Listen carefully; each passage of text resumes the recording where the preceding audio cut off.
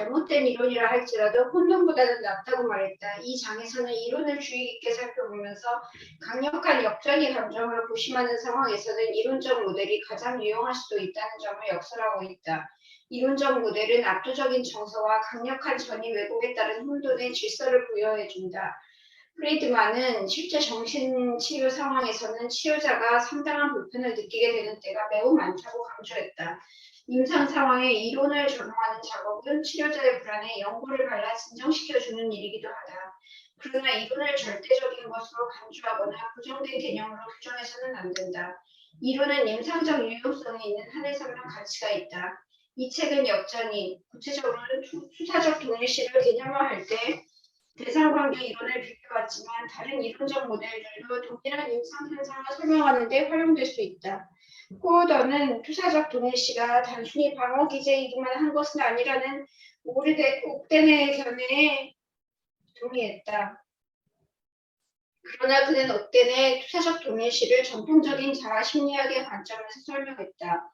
포어더가 말한 투사적 동일시는 공격자와의 동일시로 아동과 부모 사이에서 견고하게 형성된 관계 패턴이 만성적으로 반복되는 것을 가리킨다.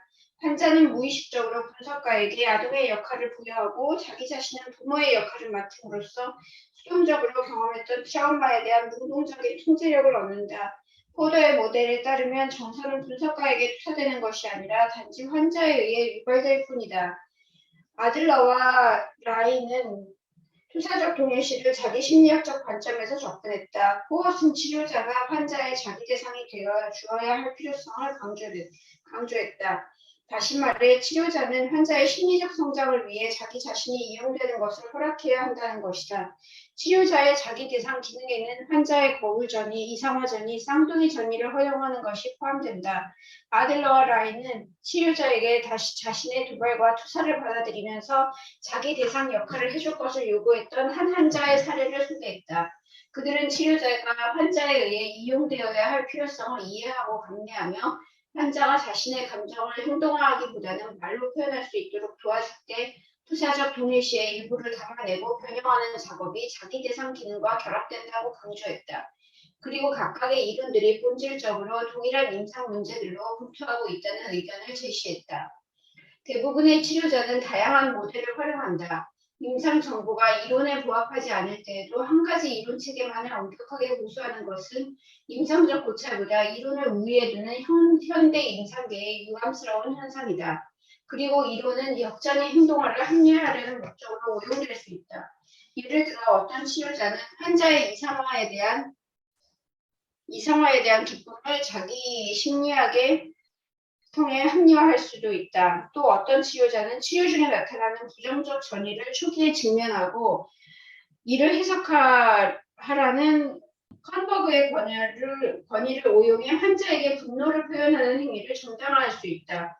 볼라스는 현대 분석가는 다양한 분석학파의 이론을 이해해야 한다면서 다음과 같이 강조했다. 정신 분석가는 다중의 기능을 수행하는 하나의 대상이며 피분석자의 임상적 요구에 따라 각각의 분석가 대상은 그 외의 분석가 대상보다 더 의미 있는 존재가 된다. The psychoanalyst is an object performing multiple functions, each analyst object being significantly more present than another analyst object, according to the clinical requirement of the analyst. 무슨 얘기냐면 그래서 내담자 입장에서 보면 분석가는 하나의 대상이죠. 근데 분석가 대상이다. 분석가인 대상인 거죠. 그래서 그러니까 애널리스트 오브젝트인데 사이코 애널리스트 자체가 하나의 대상으로서 여러 가지 기능을 수행한다. 멀티플 펑션을 하고 있는데 each 애널리스트 오브젝트. 그래 애널리스트 오브젝트가 이게 멀티플 펑션을 하니까 여러 개의 애널리스트 오브젝트가 있다고 보는 거죠. 여기서 말하자면 대상이 하나의 대상이 아니라 이분이 표현을 이렇게 했는데 어쨌든 여러 측면을 가진 분석가라고 볼 수도 있고 각각 다른 여러 개의 분석가라고 얘기를 할 수도 있겠죠.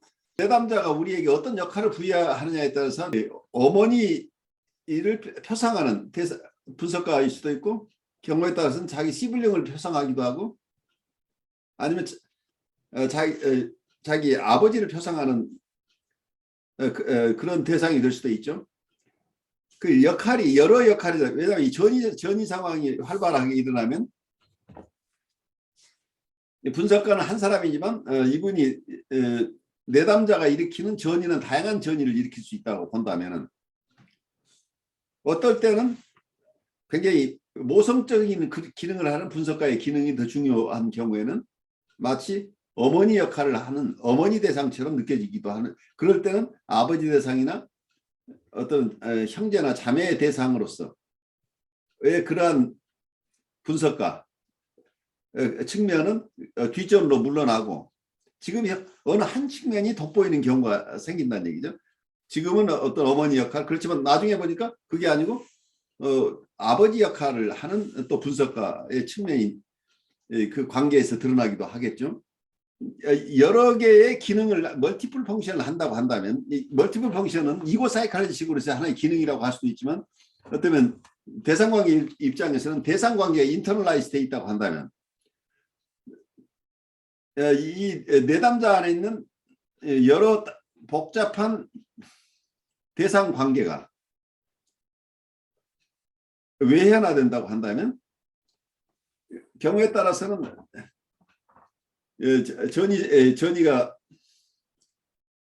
내담자가 상담자에게 일으키는 전이가 어머니 대상으로서의 전이가 활성화될 때는 다른 전이 관계에서 활성화되는, 말하자면 어머니 대상으로서 애널리스트 아버지 자체가 어머니 기능이 중심으로 드러날 때는 다른 아버지 기능이나 형제 기능은 훨씬 뒷전에 밀려난다는 얘기예요. 그렇지만 그 다음에는 또 다른 아버지 기능이 앞설 때는 지금까지 어머니 기능을 하던 그런 상담자의 역할은 그때는 뒤로 숨겠죠.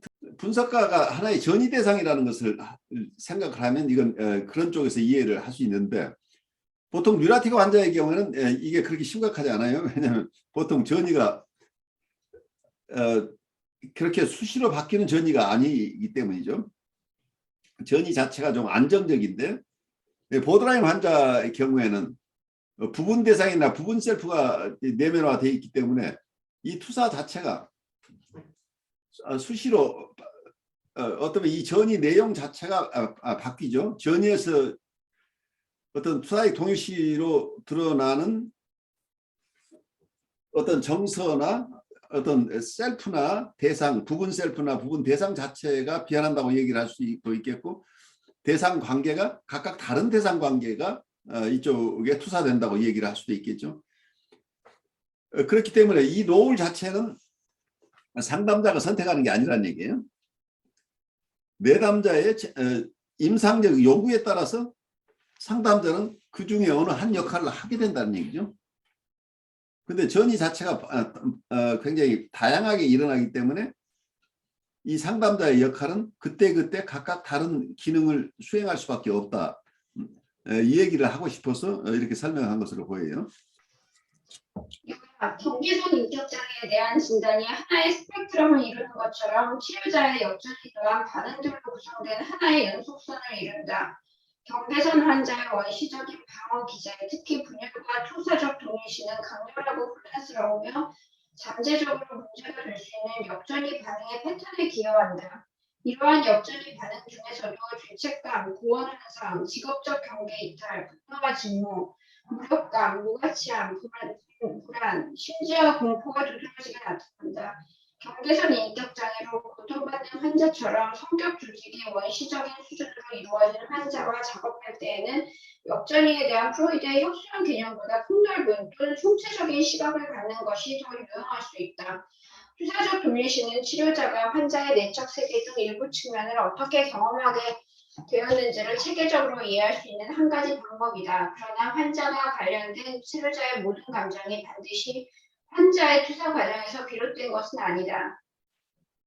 투사가 발생하는지 혹은 발생하지 않는지의 여부는 그것이 치료자의 기존 내적 대상세계와 잘 어울리는가와 연관되어 있다. 그러므로 역전이는 항상 치유자가 가진 과거의 갈등과 환자의 추사된 측면이 치료 과정 속에서 공동으로 특정한 상호작용 패턴을 만드는 공동의 산물로 간주해야 한다. 투사적 동일시는 클라인 학파의 이론에서 시작되기는 했지만 자아심리학과 자기심리학 관점의 분석가들도 표현만 약간 다를 뿐 거의 동일한 현상으로 기술했다. 그래요. 이 투사적 동일시 이론은 상당히 깊은 이론이에요. 투사적 동일시만 가지고 제가 한 학기 강의를 한 적도 있는데 그만큼 복잡하기에요. 이론가들마다 각각 다르게 얘기하고 있기 때문이에요. 그런데 임상적인 현상은 여러분들이 충분히 지금 다 이해하고 있을 거예요. 그걸 어떤 방식으로 설명해내느냐의 차이일 뿐이에요. 아마 이 투사적 동일시 아까 34쪽에서 포더라는 분이 말하는 그 투사적 동일시는 공격자와의 동일시로 아동과 부모 사이에서 경고하기 형성된 관계 패턴이 만성적으로 반복되는 것을 가리킨다. 이렇게 설명하고 있는데 여기서 공격자와의 동일시라는 용어가 나왔는데 identification with the aggressor라는 용어 자체가 사실은 경우에 따라서는 각각 다른 뜻으로 쓰여요. 여러분들이 아마 공격자와 동일시 얘기는 처음에 일반적으로 알고 있는 게 아나 프로이드의 자아와 방어기제라는 책이 유명한 책인데 그 속에 identification with the aggressor라는 용어가 나오는데 그때 어떤 개념을 쓰고 있냐면 공격자의 어떤 인격을 내면화함으로써 공격자와 같은 사람이 돼버린다는 얘기예요. 경우에 따라서는. 그러니까 만약에 가혹한 아버지를 가지고 있다고 한다면 이분이 가혹한 아버지를 내면화한다는 얘기예요. 그래서 가장 싫어하는 사람, 가장 자기가 힘들어하는 대상을 자기의 인격의 일부로 수용하는 이런 현상을 identification with the aggressor라고 표현을 했는데 페렌치라는 분은 공격자와 동일시라는 용어를 다른 개념으로 썼어요. 아이들이 부모가 치매적일 때 아이들은 어떻게 행동하나요? 어쩌면 어머니가 굉장히 공격적일 때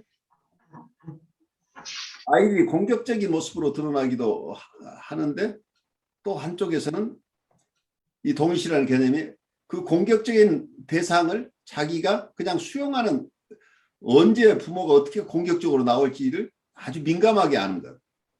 그래서 말하자면 공격자의 정서를 깊이 공감해내는 능력이 발달한다. 그러면 이건 공감 능력이라는 얘기예요.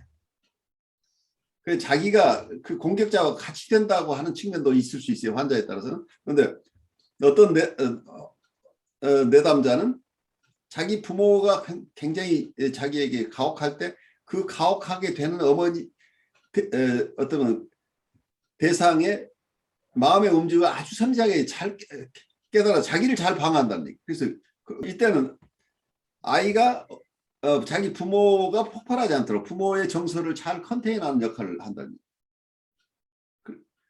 이것이 어쩌면 공격자와의 동일시라는 개념을 쓰는 거죠. 그러니까 말하자면 우리 임상에서 어때요?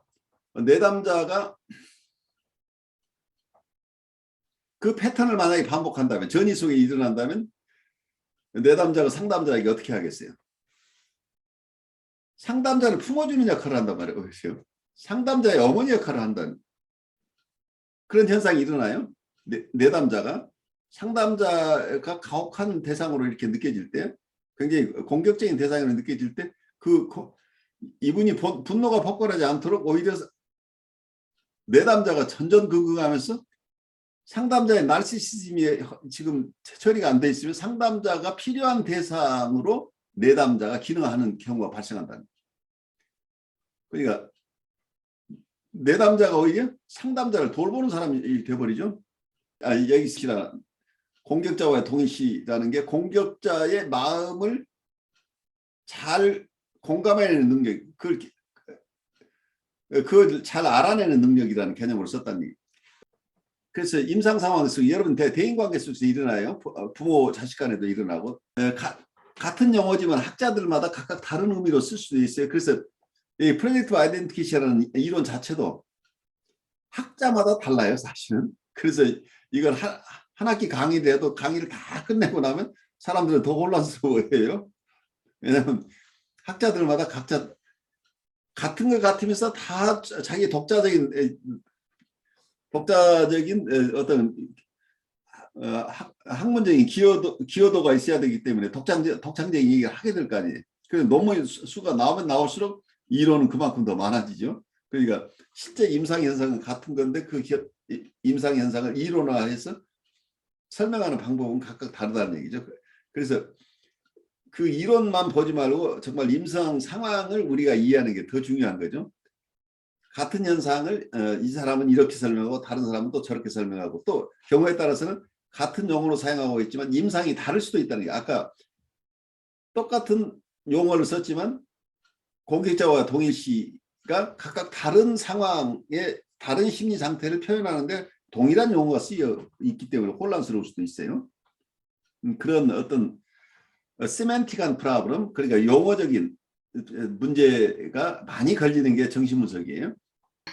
제가 그 요새 그 사이버상에서 자기 아바타나 자기 그 부캐라 그러거든요. 그 자기의 어떤 다른 자아상이 이렇게 그 사이버상에서 그거 하는 거를 애들이 굉장히 좋아하고 거기다 옷도 입히고 뭐도 하고 또 아이돌 같은 그런 활동도 하고 이런 거를 굉장히 많이 해요. 네. 그래서 예, 거기 그거에 대해서 한번 그 생각을 해보고 싶어가지고요. 조금 뭐 이렇게 제가 논문 쓸 때 조금 할 수 있을까 한번 보려고. 그것도 어떤 심리 현상이거든요. 근데 그 투사적 동일시 이론이 굉장히 도움이 저한테 될 것 같아가지고요. 그런 거를 한번 생각을 해보는데 그게 단순히 아이들의 그거를 떠나가지고 어떤 사회 현상처럼 그렇죠. 이렇게 예, TV에 나온 연예인들도 부캐 그 아바타 같은 거 부캐를 만들어가지고 같이 활동을 한다든지 이런 것도 굉장히 많고요. 심지어는 정치인이나 뭐 이런 사람들도 그런 거를 막 활용하는 경우도 있고 부캐라는 게 좀 설명해 보시겠어요? 부캐가 자기의 또 다른 자아인 거예요. 또 다른 자아인데 그게 어떤 그 저기 말하자면은 그게 누구죠? 하여튼간에 뭐 하여튼 연예인들도 자기 부캐를 만들면은 자기의 더 이상적인 모습일 수도 있고 아니면은 영 딴판인 막 해적 모양의 부캐일 수도 있는 거예요. 저도 부캐를 여러 개를 가질 수 있어요. 그러니까 그래서 예. 말하자면 하나의 페르소나를 얘기하는 걸 수도 있네. 예, 그러니까요. 그리고 얘기하면 예, 그 연예인 아이돌 중에 에스파라는 어떤 여자 그룹은 실제 여자애들이 결성한 그룹인데 그 부캐인 그 사이버 아바타들이 또 같이 활동을 해요. 얘네들이 아바타를 만들었어요. 아바타라는 게 사이버상의 어떤 이미지, 그 인물인 거죠. 그게 인격체예요, 사실은. 그 자체가 인격체다.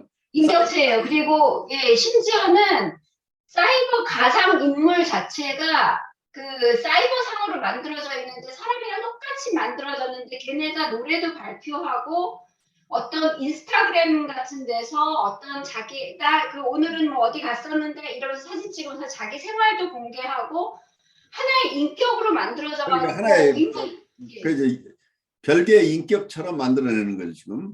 예, 맞아요. 말하는 분신인 거죠. 자기의 그러니까 부분 셀프라고 볼 수 있겠죠. 네, 부분 셀프로 이게 저의 부분 셀프로 활동하는 경우도 있고, 그러니까 심지어는 하나의 그 부분 셀프가 아닌 가상인물 자체가 사람이 돼가지고 사람처럼 인격화돼가지고 동일한 인격체로서 그 기능을 그러니까 가상 인물이 하나 발생하는 거죠. 그렇게 되면 예, 맞아요. 하나의 인격체를 만들어낸다는 얘기잖아요. 예, 그게 그 사람의 그 가상 인물의 인생도 있고 그 인물이 연애도 하고 심지어는 작곡가한테 노래를 받아가지고 발표해가지고 막 빌보드 차트 이런 데도 올라가요. 그게 미국에도 미케라라는 그 멕시칸 가상 인물이 있거든요. 저희는 시간 그거를 선전한 여자애가 하나 있어요. 걔가 인기가 굉장히 많고요. 걔네들은 실제 인물이 아니라 이 컴퓨터를 만들어낸 가상 인물인데 굉장히 인기가 많아가지고 팔로워가 굉장히 많아요. 그러니까 사이버 퍼슨이 그러니까 가상 예, 인격체가 실제로 생겨나는 거죠. 예, 예. 그게 아이들이 그냥 만들어낸 장난이라 그러기에는 그게 너무나 그 큰 현상이 돼가지고 어떤 사회 현상 중에 하나처럼 굉장히 중요한 사회 현상, 중요한 사회 현상인. 제가 왜 지금 여쭤보냐면 조금 전에 내가 어디 인터넷상에 뭘 검색하다 보니까 이런 얘기가 올라오더라고. 지금 대선 주자 중에 한 사람이 지금 그런 현상을 이용을 해서 자기가 여러 가지 실수가 많고 맨말 실수하고 하니까 나는 그게 상징적인 어떤 지금 사이버상의 어떤 피규어, 사이버상의 퍼슨을 활용하는 것인지 실제 대응을 쓰겠다는 건지는 모르겠어요. 근데 자기가 실수하지 않고 자기 대신 여러 사람을 만들어서 팔도에서 파견하겠다는 이런 묘한 지금 선거 운동. 아니 그거는 좀 그리고 뭐 그거는 저도 봤는데 그거는 좀 요새 무슨 그런 게 유행하니까 호의를 젊은 세대로부터 호의를 얻기 위한 그런 거고요. 그런 것 그러니까 같아요, 저는. 그거 자체가 지금 묘하게 그걸 지금 선거에 활용하겠다는 이런 아이디어가 지금 나왔다는 얘기. 그러니까 그 사회 현상이 굉장히 강력하게 사람들이 어필하고 있다는 얘기잖아. 예, 그래서 이거 보통 요새 메타버스라고 그러잖아요. 그래서 이전에 저는 메타버스 그 공간을 어떻게 활용할 건가가 제가 그 연구하고 있는 그거에서 이렇게 좀 쓰고 그랬는데 아무튼 지금 제가 말씀드리는 거는 그 가상인물, 그 아바타 자체가 요새 사회 현상처럼 하는데 제가 만들어낸 아바타가 반드시 이상적이지는 않아요. 저 아, 대신 실수도 할 수 있고, 그러니까 저 대신, 거의 실제로는 가상 인물 속에 거기에 인격을 부여한다는 얘기잖아. 그리고 예, 맞아요. 창조자 크리에이터가 독립된 인격을 부여해 버린다는 얘기잖아. 그렇죠? 네네네, 맞아요. 저도 약간 그 사이버상에서 그 제페토라고 그 메타버스 공간이 있어요. 게임 공간. 그 안에서의 그거는 제 고등학교 시절의 제 모습 같은 애예요. 어. 그래서 제가 그때로 돌아간다면은 입어보고 싶은 거, 하고 싶은 거, 그리고 저보다는 조금 더 저는 굉장히 조용하고 이렇게 너무 이렇게 소극적이고 그냥 말만 듣고 이런 애였는데 좀 더 당돌하게 뭐를 해보고 싶다는 생각을 가지고 걔가 활동을 하고 있거든요. 그러니까 그게 말하자면 어쩌면 아까 제가 독립된 인격이지만 내가 창조하는 사람의 입장에서는 내 분신을 심었다는 얘기죠. 그렇죠. 그러니까 제가 어떻게 조절할 수 있는 그게 거니까. 바로 일단 이게 투자의 동시를 정확하게 보신 거예요. 투자력 동일 씨가 도움이 될 것 같아요. 예. 그 나의 셀프, 부분 셀프를 그 속에다가 투사해서 예. 거기에 따라서 행동하도록 내가 동력을 부여하고 있잖아요. 예, 맞아요. 맞아요. 바로 투사의 동시 현상이에요, 그게. 예. 그래서 그 투자력 동일 씨를 조금 더 이 다른 학자분들이 쓴 거를 좀 더 많이 보고 좀 더 공부를 좀 해가지고 그거랑 좀 네, 아주 대입시켜가지고 좀 분석을 해보고 싶은 생각이 들어가지고요. 아주 좋은 생각이에요. 그러니까 어쩌면 우선 1차적인 게 투자의 동시 여기 참고문으로 나오는 학자들. 예. 아, 참고문은 여기 나왔구나. 여기 제가 한번 공부를 그래요. 해볼게요. 그중에 관심 있는 아티클 하나 읽어서 우리가 같이 또 공부를 해도 돼요. 만약에 그 정말 관심이 가는 거 있으면 그러니까요. 우리 아티클 하나 한 챕터만 가지고 우리가 또 몇 시간 같이 공부를 하셔도 좋아요. 그러면 한조혜님 저 논문 네. 쓰는데 직접 도움을 우리가 드리면서 같이 공부하는 것도 방법이죠. 예, 저도 한번 진척되면은 중간 상황을 다시 이렇게 여기 보고를 하면서 그래요. 검사 받겠습니다. 우리 강 목사님도 같이 참여하고 우리 유 목사님도 참여해가지고 어떤 프로젝트 애플리케이션에 논문 쓰시는데 우리가 세컨더리 서포터 기능을 할 수도 있어요. 아우, 너무너무 감사하죠, 그러면. 얼마나 지금 감사. 아무튼 그게 요즘 그게 굉장히 큰 그거라서 근데 저는 이 프로젝트 아이덴티피케이션 얘기를 들으면서 어떤 얘기 옛날 연상이 나냐면 예. 서유기를 보면은 아, 예. 손오공 얘기가 나오죠. 손오공이 자기 털을 뽑아서 손오공을 만들었다고 나오죠. 그게 아바타잖아. 예, 맞아요, 맞아요. 그러네요, 진짜. 그래서 가장 판타지를 장대하게 중국식으로 펼친 게 서유기예요. 그게 바로 프로젝트 아이덴티피케이션을 이미 중국 사람들이 쓰고 있었다는 얘기예요. 네, 그러네요, 진짜. 여기 판타지 세계를 정말 가장 극적으로 사람들에게 아주 흥미롭게 만들어낸 그 저작품이 서유기라고 생각이 드는데 제가 어려서 서유기를 아주 좋아했던 것 같아요. 근데 그 종교적 제의에서도 그 프로젝티브 아이덴티피케이션을 많이 사용하잖아요. 그 예를 들어 가지고 이제 그 유대 전통에서는 이제 그 속죄의 의미를 양이나 염소한테 전가시킨 다음에 그렇죠. 그걸 잡는다든지 아니면 광야로 내보낸다든지 이렇게 했는데 그 자체가 이미 그 동물이나 자연물에도 그런 게 생기는 것 같아요.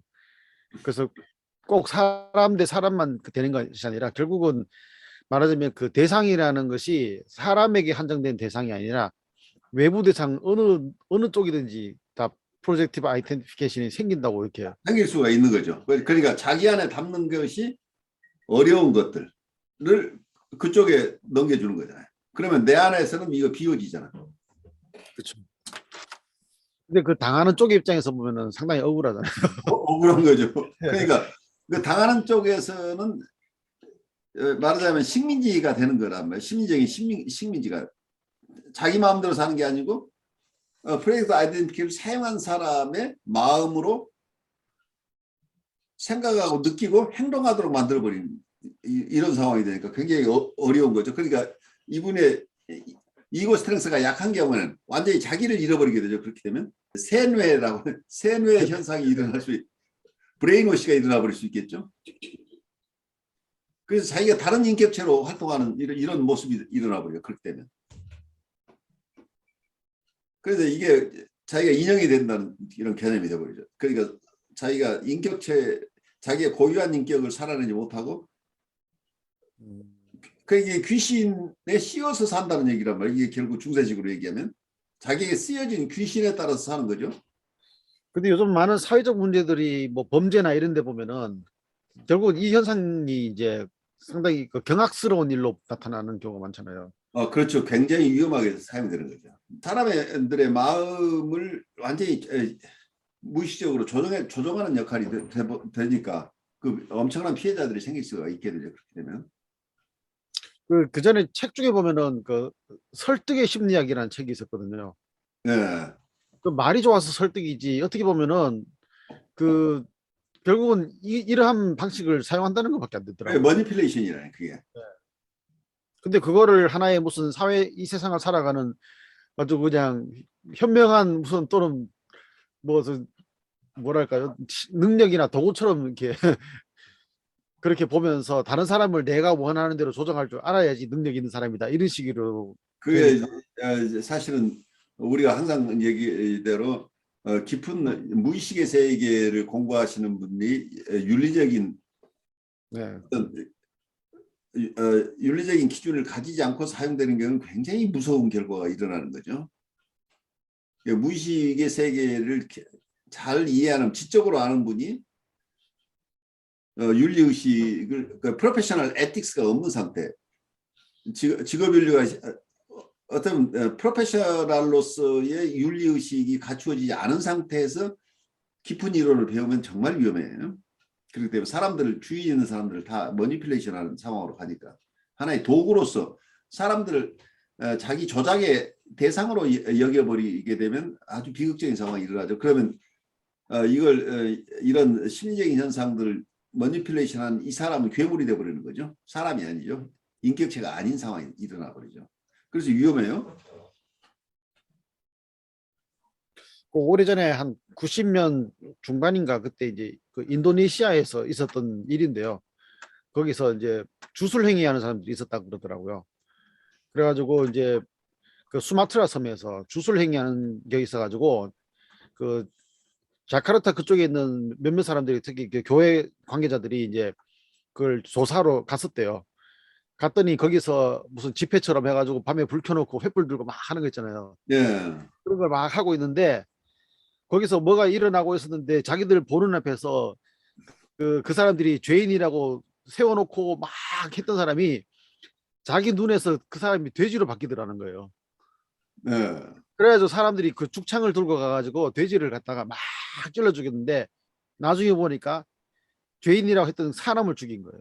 그 자리에서. 그래서 거의 헐루시네이션들이 작용한 거란 말이죠. 예. 그러니까 그게 단순하게 그냥 말로만 되는 것이 아니라 사람의 정신을 완전히 바꿔버려가지고 그, 그 사람으로 보여야 될 거를 돼지로 보이게 하는데 거기에 막 휘말려가지고 같이 막 죽창 들고 간 사람이 아닌데도 불구하고 그런 일이 생겼다는 자체가 그만큼 그게 얼마나 이게 위험한 일인가 하는. 그렇죠. 사이키가 이렇게 안정적이지 않고 어떤 강력한 영향의 자극에 의해서 움직여져 있을 때는 아주 무서운 결과가 오는 거죠. 그 리얼리티 테스팅이 사라져 버리니까 사이카틱하다고 하는 것은 리얼리티 테스팅이 자기 팬터시하고 리얼리티를 같이 봐버리니까 돼지라고 생각하는 순간 돼지로 보인다는 얘기예요. 투사가 일어나니까. 그러니까 죄의식이 없어지는 거예요. 돼지를 찌르는 거니까.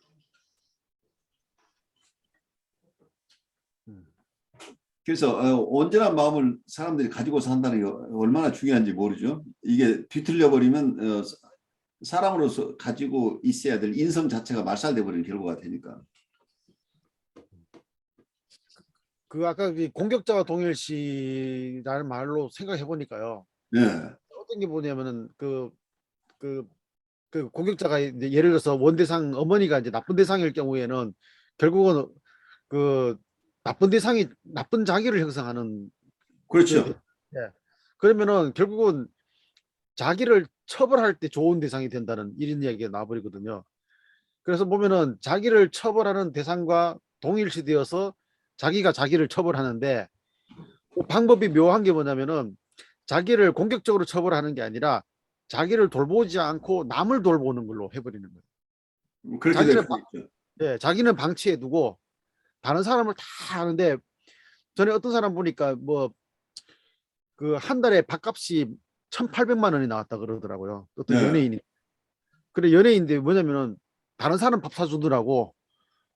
카드 예 카드 빚으로 1,800만 나왔는데 그걸 갚기 위해 가지고 뭐 이것저것 뭐 안 하는 일이 없어가지고 막 잠을 못 자면서 일을 하는 그런 이야기 하더라고요. 겉으로 볼 때는 남한테 잘 사주는 사람이지만은 사실 가만히 들여다보면은 자기 처벌이 다른 방향으로 나타나고 있는 그러니까 엄청난 자기 처벌이죠. 그래 자기도 잘 돌봄을 받으면서 자기를 돌보면서 다른 이웃을 돌보는 건 건강한데 자기는 빚을 내서 다른 사람을 이렇게 한다는 건 이제 심리적인 이슈인 거죠. 그래서 이런 그 불쌍한 사람으로 보이거나 아마 도움이 필요하다는 사람을 그냥 자기 집안을 다 거덜내면서 자기의 삶을 다 없애가면서 하는 거를 보면서 이 사람이 자비심이 많다고 해야 될지 아니면은 이렇게 투사도 동일시의 희생양이라고 해야 될지 그런 것도 좀 생각해 볼 문제 같아요. 그래 아주 여러 형태로 그러니까 우리가 왜 사람의 프로이드가 추리브라는 용어를 썼는데 그걸 번역하면서 인스팅트라고 번역을 영어 표준판에서는 했는데 그걸 인스팅트라고 번역하는 것보다는 드라이브라고 표현하자 아니면 인스팅츄얼 드라이브라고 표현하자고 역동이라는 용어를 쓰는 이유가 동물의 경우에는 한번 처음에 프로그램 된 대로 그냥 대상이나 목적이나 이게 변하지 않는데 사람의 경우에는 같은 욕동인데 성적 욕동이나 공격적이 있는데 동물은 딱 정해진 대로 정해진 대상과 정해진 방식으로만 이렇게 반응을 하는데 사람의 경우에는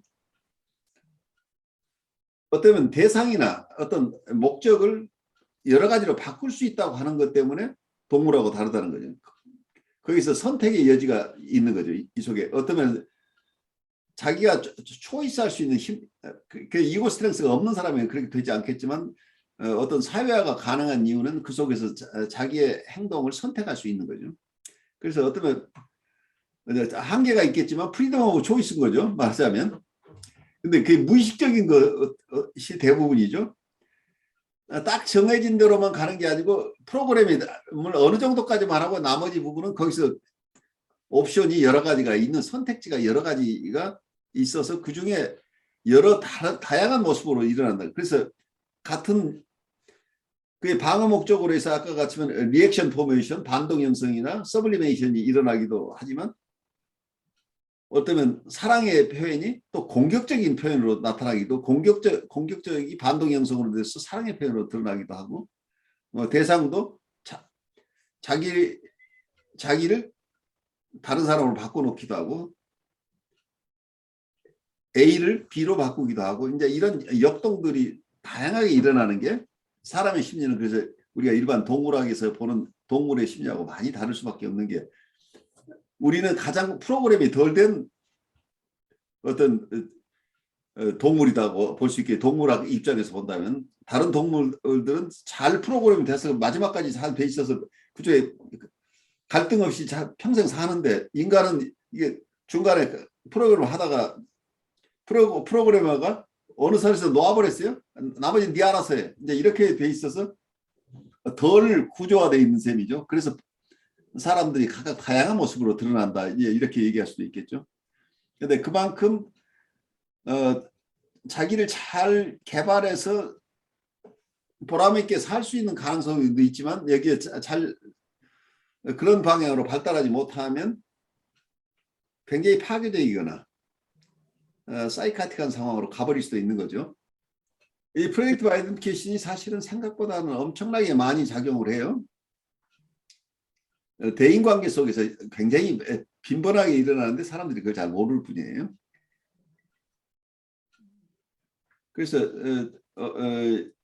특히 일정한 기관, 학교에서도 일어나는 일이고 여러분 우리 한 교수님 학교에서도 흔히 볼 수 있고 우리 목사님은 교회에서도 많이 볼 수 있는 이 프로젝트 아이덴티피케이션이 굉장히 강렬하게 일어나면서 굉장히 파괴적인 모습으로 드러나는 경우들이 많아요.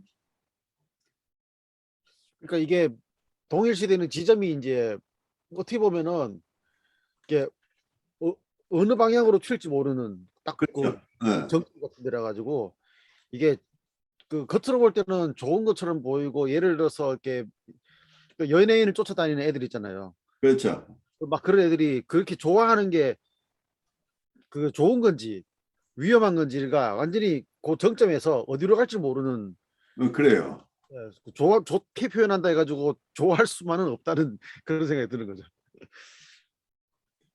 그래서 이제 제가 어느 분 사례에서 보면 실제로 일어나는 게 이 강렬하게 프로젝트 아이덴티피케이션을 쓰는 분은 보드라인 환자들에게 굉장히 이게 무의식적에 능수능란하게 쓰는 분들이 굉장히 많아요. 근데 그 무의식에 의해서 평생 길들여져 왔기 때문에 자기는 그걸 쓰는지도 모르게 자연스럽게 쓰는 거죠. 근데 피해자들은 그냥 양산되는 거예요. 그 사람은 그냥 웨이 오브 라이프인 건데 다른 사람들에게는 가혹한 결과가 올 수 있는 거죠. 어떤 분은 상처가 많은 분인데 그 주변에 있는 사람이 누군가하고 관계가 되면 자기 안에 있는 공격성을 그 사람한테 주어버려요. 그럼 그 사람이 자기를 공격하는 것도 아니에요. 이 사람을 굉장히 가혹하게 박해를 해버렸어요. 아주 공격을 했는데 그 공격을 받은 사람이 이 사람한테 공격성을 향하는 게 아니라 저 사람 대단한 사람이야 하면서 그 공격자와 동일시가 일어나면서 묘하게 자기가 제3자를 공격하는 데 이걸 사용해버립니다.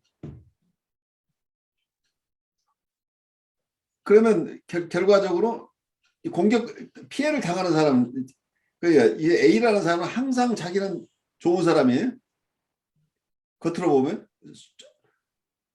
숭배받는 사람인데 B가 C를 공격하는 모습은 사람들 눈에 보여요. 그래서 B가 나쁜 사람이 돼요. 그래서 어느 정도 정리가 되면 또 B 말고 또 C가 이 사람의 타겟이 돼요. 그런데 C는 이 A하고 A에 대해서 반항을 하는 게 아니고 오히려 A를 모델로 삼아서 자기가 똑같이 공격성을 가진 사람이 돼서 또 D를 박해해버려요. 그러면 결국 사회적인 지탄을 받는 것은 이 사람이 공격했던 그 사람들이 오히려 가해자 모습으로 나오니까 나쁜 사람은 이 사람부터 피해를 받은 그 사람들이 결국은 가해자 모습으로 드러나죠. 근데 이게 계속해서 반복된다는 이런 패턴들이. 그러니까 계속해서 같은 현상들이 드러나는데 사람들은 그걸 잘 볼 능력이 없으니까 이 사람은 아주 존경받는 사람인데 그 주위에서 계속 비슷한 분쟁들이 일어나면서 나쁜 사람들이 양산되는 이런 결과가 오기도 하죠. 이렇게 교묘하게 드러나는 경우도 있고 또 한 분 케이스는 이분은 술자석에만 가면 꼭 누군가하고 시비가 일어나는데 그 상대방이 자기를 공격하도록 만들어내고 그러고 나서 이 사람이 뭔가를 도발을 하는데 전혀 법적으로 뭐라고 얘기할 수 없이 교묘한 방법으로 상대방이 기분 나쁘게 하면 술 한잔 마신 사람이 기분 나쁘니까 이 사람한테 시비를 걸게 될 거고 그러면 이 사람은 또 아주 점잖게 가만히 있어요. 그러면 저 사람이 공격을 해서 분쟁이 딱 생기면 그때 이 사람은 아주 꼼짝 못하게 가혹하게 폭행을 하는데 폭행을 해도 얻어맞은 사람이 경찰에 데려가지 못해요. 왜냐하면 자기가 공격을 한 꼴이 되니까. 그러니까 이 사람이 자기가 공격한 것은 이 사람에 의해서 자기가 조종돼서 자기가 하나의 인형으로 어쩌면 하나의 이 사람의 셀프가 자기가 이 사람을 공격한 게 아니고 이 사람의 마음이 이 사람 안에 내적 대상이 자기한테 덮어 씌워져서 아니면 이 사람의 셀프가 자기한테 덮어 씌워져서 자기가 거기에 따라 행동한 것인데 결과적으로 이 사람은 의식 속에서는 자기 사람을 때리고 싶어서 때린 거니까 이런 심리적인 역동을 모르니까 그 피해자는 꼼짝 못하고 그냥 얻어맞고 만다는 얘기예요. 그래서 근데 이 사람은 계속해서 그런 행위를 반복하는 거죠. 그래서 이 사람은 그 속에서 공격성을 사용하기 때문에 엄청난 쾌감을 느끼죠. 그러니까 그 쾌감의 세이디즘에서 못 벗어나는 거죠. 그렇게 되면. 근데 그 부분적 투사적 동일시도 일어나잖아요. 자기 인격의 일부를. 그렇죠. 그게 대부분 부분적이에요. 그러니까 프로젝티브 아이덴티티션이 일어나는 것은 부분 셀프나 부분 대상이 투사되죠. 대부분. 그래서 보통 이제 이게 그 교회에서 보면 신앙을 가진 사람들이 사실은 자기가 잘못했는데 그거를 이제 사탄이라는 그 대상을 제3의 대상을 두고 거기다가 자기의 잘못이나 이런 것들을 다 던져버리잖아요. 그러니까 그 속죄양이 나오는 거죠. 거기서. 예, 그래서 자기는 거기에 대해서 그냥 뭐랄까 피해 뭐라 그러죠? 피해 나가는 방법으로 자기가 책임질 걸 책임 안 지는 방향으로. 그렇죠.